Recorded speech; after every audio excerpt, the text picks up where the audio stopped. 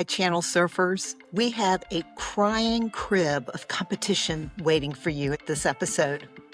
And Lauren, the weenie whistles came in, but I don't think we're going to need it. I know, finally. Mama C's at my house right now while I'm at the beach. She's going to be driving down here today. It's only about an hour away, but she's doggy sitting. How are the puppies? They're wonderful. I even took Teddy for a walk today. He's doing really well. We did not get to this last night. I was tired, but let's talk about this Big Brother episode. Let's go. Remote reality, yeah, that's the key. Unlocking stories wild and free. With the host, side by side. Channel surfers, let's ride. The episode starts out with Riley throwing a massive hissy fit over Mickey taking his HOA. She couldn't reason with him. She had valid points, but he was so close-minded, he wouldn't listen at all. I thought she handled it fantastically. He was saying in the diary room, he was the first person to ever lose his HOH. I've seen this before. The only thing I can remember is the coup d'etat that Jeff Schroeder used. It was Chima's HOH, and he was able to remove 2 nominations from the block right before the vote. And he put up Jesse and Natalie. So you pointed out that's not the same, though, because Chima was still the HOH. Also, interesting fact, I was listening to Crime Junkie, one of my favorite podcasts, and Chima, apparently, she survived a serial killer, the bathtub killer. I saw that.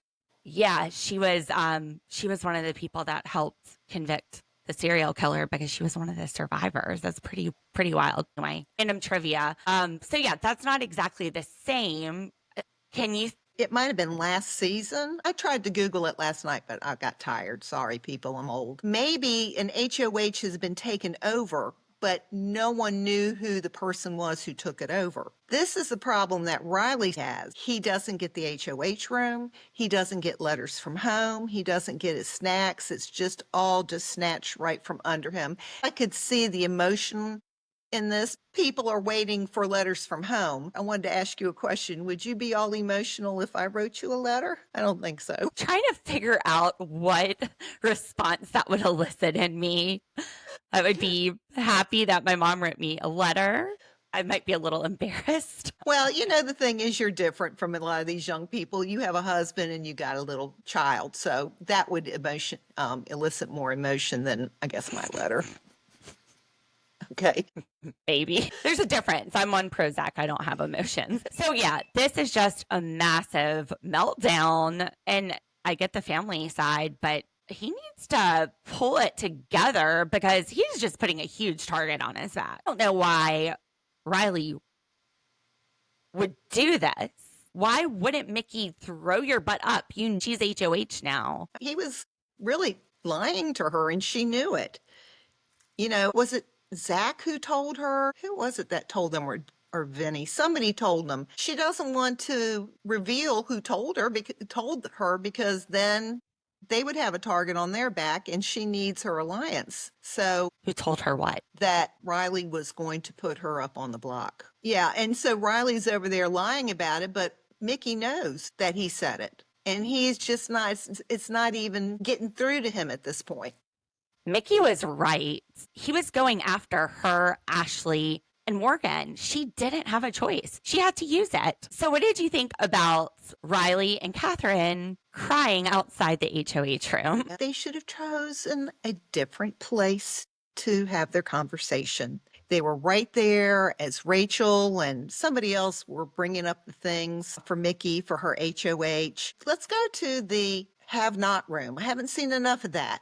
Let's go to the gym. Let's go outside. There are plenty of places. Oh my gosh, you could even go up in the balcony outside. It was intentional.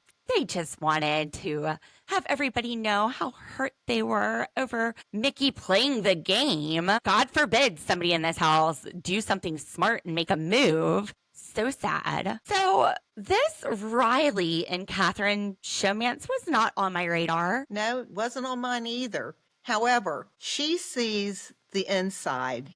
she sees how caring he is. And he is. I mean, you see later when he's talking and apologizing to Mickey for the way he acted, he does have some empathy. And they both have that short firecracker, get their feelings hurt and panties in a wad attitude. Kat over Ashley showering. Okay, I know.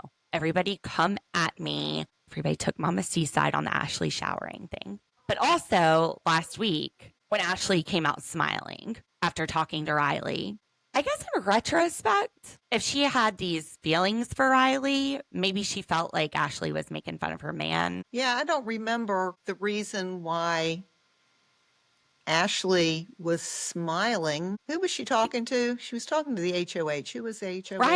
Riley. No. Yes. Riley was the HOH who got overthrown and Mickey took it over. Yes, but I don't think he had that much time. I don't even think he saw his room. It was before the vote last week. It's HOH last week. So Jimmy, Rachel, Mickey, and Ashley are talking. And Jimmy is so excited because one of the triple threat alliance people is the HOH, and he feels very safe. So he's very excited about that. Then Mickey starts talking about Kelly, Riley, Catherine, and Keanu had all voted for Will to leave. So she is going to be putting up one or more of those people. Her target, of course, is Keanu. Yeah, she wants to avenge Will. And it makes sense.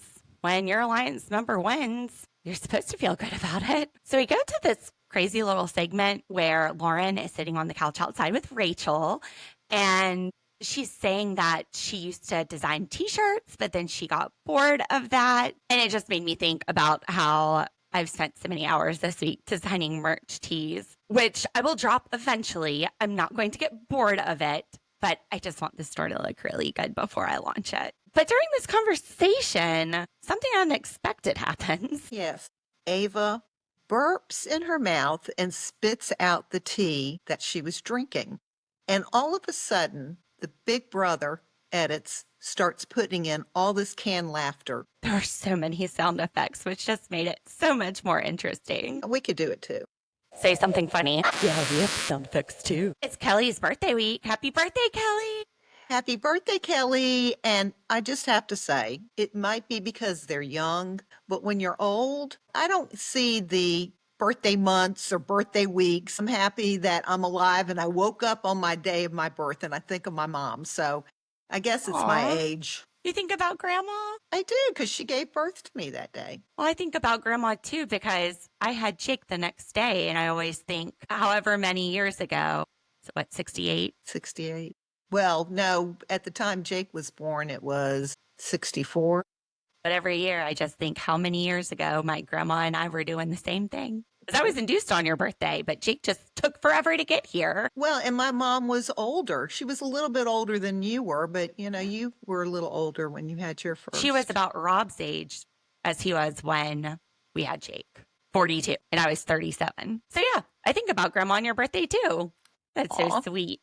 All right, big brother, Riley and Kelly. Yeah, I don't make a big deal for my birthdays either, but I have friends that do. They like to go out and do stuff, and it's fine. I don't know. It's just us. Same thing like with weddings. You and I, when I didn't want a big wedding, you didn't care. Right. It was a pajama wedding. It was. We can get into that another time for sure. That's an interesting story, Channel Surfers. You said that a couple of episodes ago when we first started this. I don't we think I've get told the into story it. yet. No, you didn't, but that's okay. We'll save it for another day. So Kelly says she doesn't want to go on the block. I don't blame her. It's been 4 weeks now, week 4. She's on the block every single week. And I have blamed her for that. And I said it the first time she did it, that she was going to be put up every week. So You know the game better than Kelly. So to try to negotiate her safety, Kelly tells Mickey she doesn't want to go on the block. And Mickey says the reason I would put you up is because I'm afraid that you would use the veto and change my noms. So Kelly says, well, I won't change your noms. If I get picked to play veto, I promise not to use it. If you don't put me up, it's my birthday. Give this to me as my birthday present. I won't change your nominations. So that just completely takes away the reason that Mickey is telling Kelly that she wants to put her up. She's like, you don't have to worry about that. You don't have to put me up. Now we have to remember the point that if Mickey does not put up Kelly on the block, if Kelly wins the veto, she will not use it. And she promises. You got to This remember comes that. up later. That's right. Who wants to see my HOH room? Everybody but Riley. He didn't look like he was very happy. However, he goes up there and he hugs Mickey and they reconcile with each other. And I really thought that was a tender moment. I really liked both of them immensely during that clip. Mickey is playing a wonderful social game and a strategic game. She tells everybody, this is just a game. It's nothing personal. And that's true. People get into their emotions so much that they forget it's a game. And everybody is out to win $1 million. They don't want you to get it. She says the same thing to Keanu. Right. And she doesn't blow smoke in his face or lie about why she put him up. He's not stupid, and he tells her that. He knows he's going up. Yeah, I wonder if the letter from Mickey's mom melted Riley. But he said, I love you. And what do you think about Mickey telling Riley that she is wanting him to take out Keanu in the competition, that he's the best person? Do you agree that Riley is the best person to take Keanu out of a physical competition? Well, he won the last HOH competition, which was True. fairly physical. But that's the strategic game I'm talking about. She's looking at putting Riley up to take out Keanu. And then, I don't know why she's putting Kelly She's looking up. at putting Kelly up because of the mental game, because she's right. good at the mental competition, and she thinks in a blockbuster, Kelly could make sure that Keanu doesn't win that. But see, It is a really good strategy. It Makes sense is. she's working with Rachel. But this is the problem. If you don't beat out, if Kelly doesn't win, if Riley doesn't win, Keanu comes off. And then who do you have to vote off? You have no one to vote off. Well, You she have knows that's two the pawns. problem, and she's doing her best to mitigate that risk. Right. What do you do? Unless you don't put him up and then throw him up after the veto. You still have the blockbuster, but that takes one of the competitions for safety out for Keanu. Nation ceremony, Mickey puts up Keanu, of course, her target. Riley and Kelly, poor Kelly, it's her birthday. She's sad. The way that they do nominations now better than the past, where they used to have that huge circle and they pulled out all the keys of players that were safe. Now, it was fun sometimes because you might have someone pull out someone else's key to kind of give a hint about your game, but it was so boring, so long. Mickey and Riley, they're all cuddled up in the backyard on the hammock. And Mickey tells Riley, if you win veto, don't use it. I don't want to have to put up a replacement nom. And during this conversation, I start to wonder if there was even more strategy going into this Riley nomination. Strategy on whose part? On Mickey's part, because she basically hints that Kat will go up if Riley uses the veto. And Riley's being a simp. He is going to risk his game, stay on the block so Kat doesn't have to. He would rather be up there than her. Smart move? Could be. What do you think? Well, I don't want to say too much because we'll get into it later. I just think back. If you can get off the block, you get off the block. Staying on there, not usually a good strategy unless you have a very clear alliance, very strong alliance with a strong foundation. We're not talking a week 4 alliance and you guys are running the house. That's fine. Still expect the unexpected, but that's a better situation than Riley in week 4 saying he would stay up. But I didn't realize he had such strong feelings for Kat, or that she had such strong feelings for him. This just seems to have come out of nowhere. I'm sure people who are watching the live feeds have seen it happening, but Big Brother didn't really segue us into this. Jimmy thinks he has good gameplay. He even admits he's playing all sides of the house. Oh, That's Jimmy. never a good strategy because it will come out. And we said this, Mama C, we said Vince and Jimmy, they're playing every side. They are going to get busted. The Jenga block of power is going to come down on them. What is he thinking going to Keanu and Kelly and forming another alliance. Called arrogance. He is just complacent with what's going on. He's just happy. He's at peace. Nobody's coming after him. He thinks he could play it. And nobody is coming after him because he's an alliance and they feel like they can trust him. But if you start forming alliances with everybody, nobody in your alliances will trust you. If he doesn't think he's going to get caught, there's the arrogance. Like Keanu wouldn't blow somebody's game up. To be honest, Keanu is probably playing one of the toughest games in there. You know, He is a comp beast. he is. And he's intelligent. And this is why, you picked him as number one. And Morgan's my number one. We did that just from reading their bios before the season started. Jimmy's an idiot. Riley and Kat, these two fools in love, they can't be torn apart. Week 4, they're realizing that if Keanu or Kelly win the veto, there's a possibility that they could be on the block together. No, there's a lot of sniffling going on. Kelly is in the HOH talking to Mickey. Mickey asks her, just like she asked Riley, don't use the veto if you want it. What do you think of this conversation, Mama C? Well, it goes back to the promise Kelly made to Mickey that if she isn't put on the block and she wins veto, she would not use the veto. However, they never talked about when Mickey nominates Kelly and puts her on the block. Of course, she's going to fight for the veto and take Absolutely. herself off. But the other thing is, she's not guaranteed to play veto if she's not put on the block. And you had mentioned that Kelly and Riley were put on the block in order to make sure that Keanu is defeated in either the veto or the blockbuster. Right. And Riley was specifically for the veto. That's what Mickey told him. And Mickey in this conversation is telling Kelly that she needs her to stay for the blockbuster. Mickey, then don't put Kelly up. She's already promised she promised not to use the veto, but I'm pretty sure if you told her to use it, she would. Question, is this a golden power of veto, or could she have used the veto and then they popped Kelly up on the block? I think that they all are golden powers of veto now. Gotcha. There's no need for the old stuff. Okay, well, Mickey's And doing if the best she you're not- can. It's a tough game.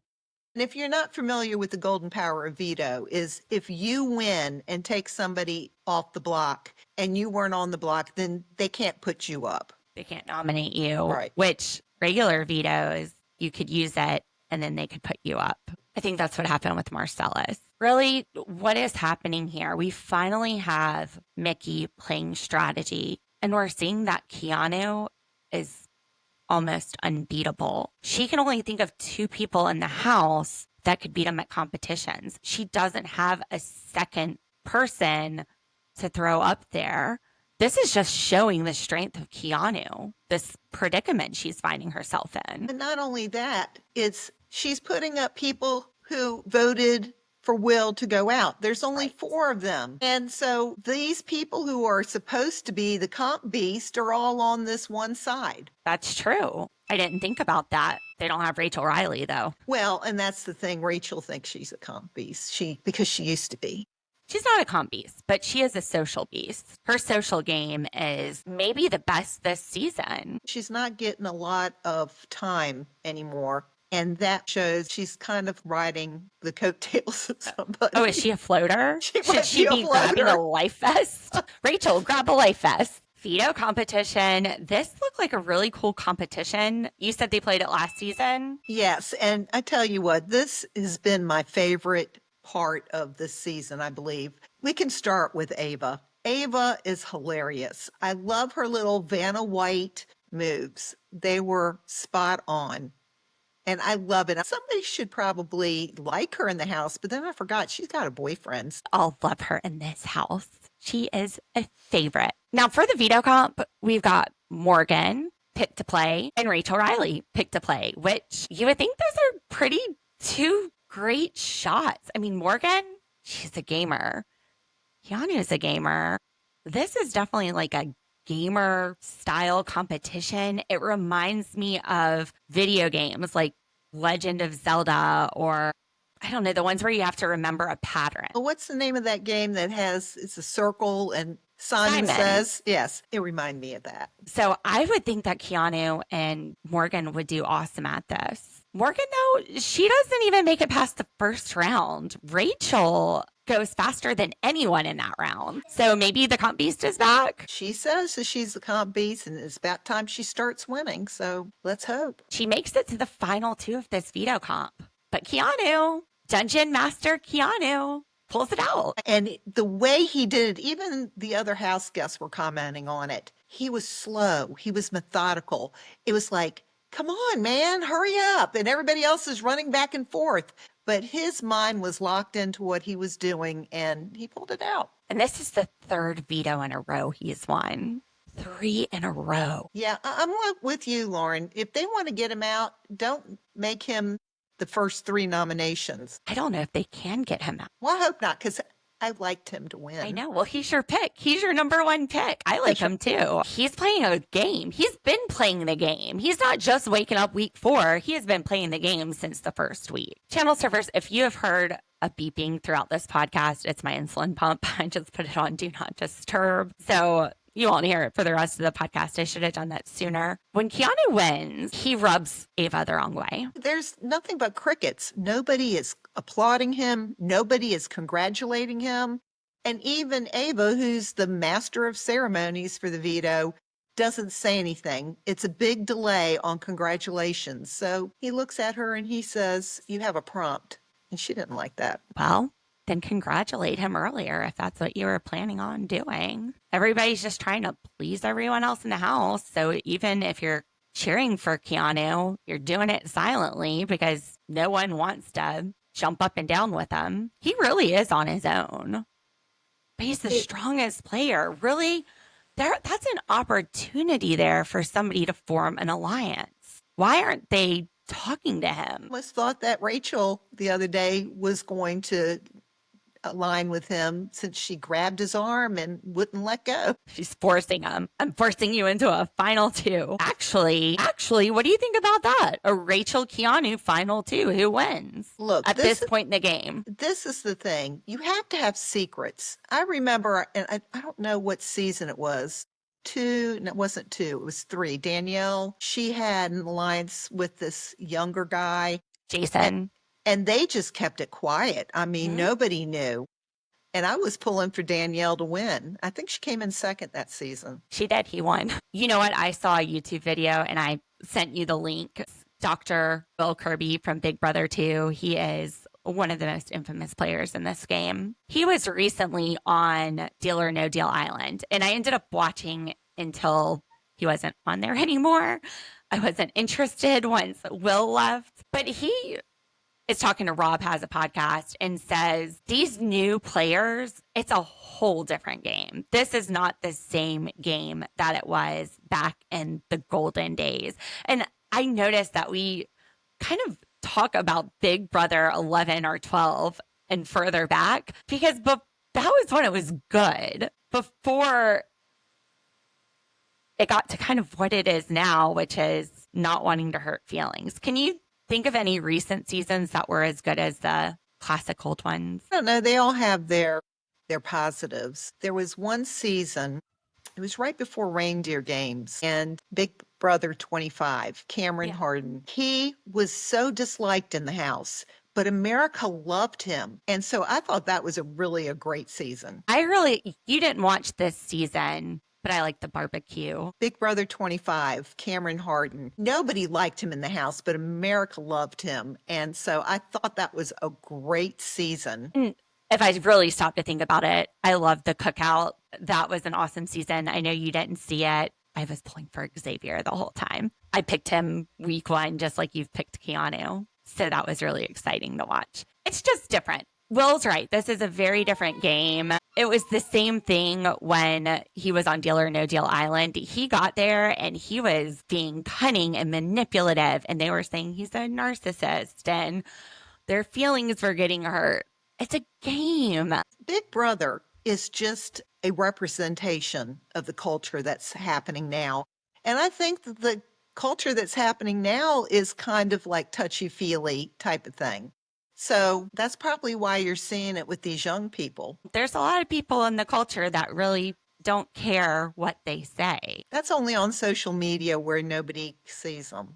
They're a bunch of wimps. They're a bunch of weenies. Okay, well, Mama C complaining about the younger generations. Okay, Boomer, what happens next? The game is really breaking Keanu down since he's on his own, and he apologizes to Ava because he hurt her feelings.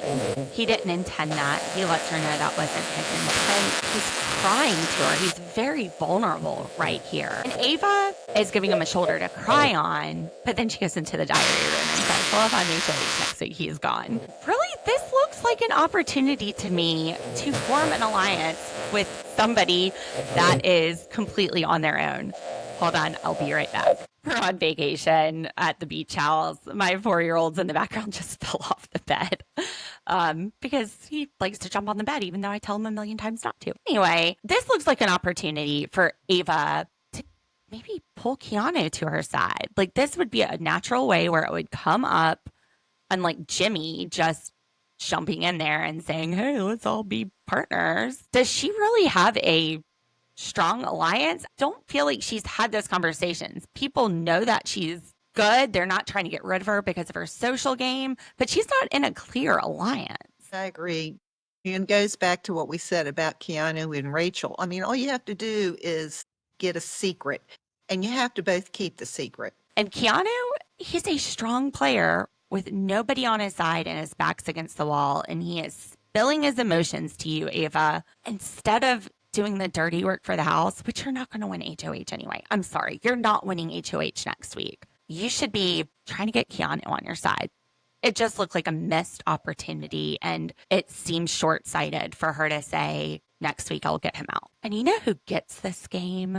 Who understands that when there's a player with their back against the wall and you're able to do something, you can form that trust, you can create that bond and strengthen it. That player is Mickey, because Riley goes up to the HOH and he tells her, I can't have Catherine up versus me. Mickey is thinking this game through. If she puts Catherine up, it just creates a bigger target on her back. If she leaves her off, then Riley is sitting here promising he'll have her back this entire game. Catherine then feels like Mickey did her a favor. The two of them as a showmance are going to have a huge target anyway, so I get them out of the house. This is smart playing. This is what the game looks like. And you can find somebody else. There's got to be somebody else who is on the bottom of all this big alliance stuff. It's week 4. There are so many people. We're not talking about 4 weeks until the show is over. Right. You can find somebody else to put up that you could get out. That is a big threat. Unless you're Lauren last week and Will was your only option. Rachel agrees. Catherine isn't going to do anything as far as being a power move to get her out this week. And she's talking to Will and Ashley and Mickey about this up in the HOH room. They're eating their snacks. And it's the perfect opportunity for Rachel to mention, might be a good week to get Vince. This is what we said, Mama C. He's playing too many sides at this house. Rachel's onto him. And she says this stays between the 4 of us in this room. Yeah, I don't know if I always trust that. I trust Mickey. I trust Ashley. I trust Will. I don't know. I think this is a trustworthy group. They're not seeing the whole game like we are. Then again, they're seeing more of the game than we are. It all depends if they're trustworthy enough on Rachel's account. I don't know how close they are with her being a returning player and already winning. But she's got Vince's number.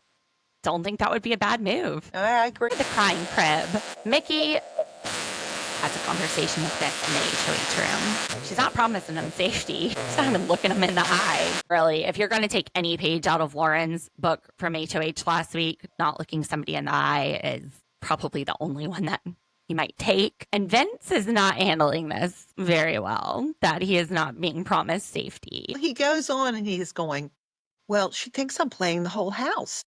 And then he says, which I am. But he says that's a smart move, which it's not. He's been watching it for so long. In week 4, he's at risk. Well, we've been saying since week 1 that this is not smart. This is too much, too fast. But he does seem very likable. He does have a good social game. Whereas it's similar to Ava, but Ava's doing it without throwing names out there, which almost is smarter. Whose game is stronger? Ava or Vinny? What do you think, Channel Surfers? Yeah, I don't know. It's hard to tell. He has one HOH. He is making alliances, but he's making way too many. Ava almost seems like a floater, and I'm surprised that Rachel hasn't honed in on that, but I guess she's not blowing up Rachel's game right now, so she's just going to let it slide. She's just so non-threatening. I can't think of it, but there have been Big Brothers where someone didn't win comps and won on the social game. Maybe it was Will. No, He didn't have a social game. he was a robot. It was a more recent season. If you guys remember, Well, if you was can it think Taylor? of a season, drop it in the comments. Was it Taylor? I didn't watch her season. I started No. watching it. It wasn't Taylor. No. She had to win comps because they were so mean to her in that house. I love Right. Taylor. I love Taylor. I just remember during the final conversation where you're trying to convince the jury, somebody saying, look, I didn't have to play a physical game. I had a strong social game, and I think that person won. Who am I talking about? I have Monday brain and it's Thursday. So help us out. Vinny knows his back's against the wall. So what else should he do other than blow this game up? He goes up to the HOH room and tells Morgan and Mickey and Zach that after the last vote, Jimmy pulled Vinny, Keanu, and Kelly into the storage room and said, we need to vote together moving forward. Playing all sides is really biting them. Mickey is ready to put up either Vinny or Jimmy because it's clear at this point that they're playing both sides. And really, if you put someone up on the block that's playing both sides, that's a way to have a clean nomination where you're not getting blood on your hands because it's going to be in everybody's interest to get that person out. Well, then the next thing she does, she calls Keanu up and she says on the face board, look, and the person on the left is one of her targets, and he guessed Jimmy. And there weren't many people left because a lot of it was grayed out. So And as soon as he says it, Morgan and Mickey, they're like, yep, that's it. That's right. and then he goes and tells them the same story that Vinny told him about Jimmy making an alliance with him and Kelly. In the storage room, which they can't really trust Keanu, but Morgan really trusts Vinny. So this is all based on them trusting Vinny, who's also playing both sides of the house. So it seems to be between Vinny and Jimmy, and Mickey is having a hard time making this decision. And she's talking to Morgan about it. Morgan is her number two, and Morgan is giving some pushback on Vinny. I don't remember when her and Vinny got so close. There's so many alliances going on with Vinny, I can't keep them straight. Do you remember? I don't. But she says to Mickey, Vinny's my number one guy, right? Well, where does that leave Mickey? On one hand, she has this faux alliance with Jimmy. On the other hand, her number one, Morgan, says that her number one guy is Vinny, and they're both playing the house. One good replacement, maybe they could have swayed Keanu over to their side. He was trying to work something out with them. If Jimmy would have just kept his trap shut and let Mickey handle it, could have probably been the four of them. Mickey, Morgan, Keanu, and Jimmy. But why forming all these alliances? Have you seen this show? So just moments before the veto ceremony, Mickey and Morgan call Jimmy up into the HOH, and she just tells him, I'm putting you up. She doesn't want to blindside him, so he causes a big scene, but she doesn't want to give him a lot of time to argue his case to her and manipulate her. She's smart. She's very smart, and I like the game she's playing. I might change my vote to she's going to win. Well, I think we have to stick by our original votes, but as the game progresses, we should have like a second one. Like the first one was based on nothing Right. except us reading their bios just to see, I don't know, how much we could channel this as longtime Big Brother lovers. And when she calls Jimmy's name to be the replacement nominee, the house looks shocked. Jimmy doesn't blow up. I don't know that he's going home. And not if Rachel has something to say about it. Even if he doesn't win the BB Blockbuster, let's say it's Jimmy and Riley or Kelly and Jimmy, Will would probably keep Jimmy because the other two voted against him. Jimmy but- has a bigger target on his back. Didn't Jimmy put up Will? You're right. Jimmy did put up Will, and then Lauren put up Will because Jimmy put him up and he got 0 votes during that eviction. I just don't think that Jimmy is going to have the votes to stay. I mean, Rachel on his side. Yeah, Rachel. But you know what? Rachel has been known in this season to vote with the house. She did it with Amy, her best friend. Did it with Amy, but after that eviction, she said she wasn't doing it anymore. She was ready to play. Yeah, but I haven't And seen this that week much. she's throwing Vince's name out. I don't know. I don't know Mick- that you take a stab at Jimmy instead of Riley. Okay, Mickey has already said in this episode that she wants Jimmy to go and talk to Julie after, She did say the that. eviction. But So she you doesn't get have to vote. Mickey. Well, but she has Morgan. I think she can pull Ashley. I think she can pull a lot of people on her side to get rid of Jimmy so that Jimmy doesn't come after her and Morgan. And I don't think Riley is coming after her. But I think Riley and Kat would go after Ashley, who they seem to be closely aligned with. Jimmy wouldn't go after Ashley. Riley would go after Rachel. Jimmy wouldn't go after Rachel. I don't know. I think in the big picture, it might make sense to keep Jimmy. But we're going to see. Expect the unexpected. So tonight we've got the veto comp and Mama C is going to head to the beach. I'm going to get this edited and out there and we'll see you tonight for the live episode. All right, Channel Surfers. See you soon. Bye.